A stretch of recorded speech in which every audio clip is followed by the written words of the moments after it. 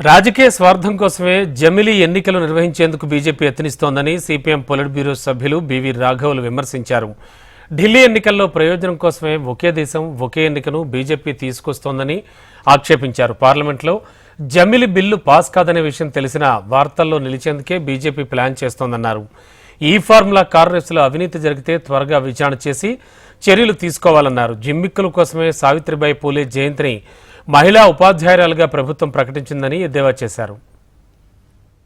వాళ్ళ ఉద్దేశం ఏంటంటే ఈ ఒకే ఎన్నిక ఒకే దేశం అనే పేరుతోటి ఒక రకమైన వ్యక్తి నియంతృత్వ పాలనని తీసుకురావాలని చెప్పేసి రాష్ట్రాలకి మొత్తం ఉండే హక్కుల్ని పరిమితం చేయాలనేది ప్రాంతీయ అంటే రాష్ట్రాలు కావచ్చు, ప్రాంతం కావచ్చు, సామాజిక తరగతులు కావచ్చు, వాళ్ళ యొక్క ప్రయోజనాలు వాళ్ళ అంశాలు ప్రధానంగా ఎన్నికల్లో చర్చ జరగకుండా ఒకే ఎన్నిక ఒకే దేశం అయినప్పుడు అఖిల భారత అంశమే, అఖిల భారత పార్టీలు చెప్పే అంశాలే ప్రధానంగా చర్చనీయాంశం చేయాలి, మిగతా అంశాలన్నీ వెనక్కి పోవాలని చెప్పేసి వాడి ఉద్దేశం. తద్వారా ఒక నిరంకుశ కేంద్ర ప్రభుత్వాన్ని తీసుకురావాలని వాడి ఉద్దేశం.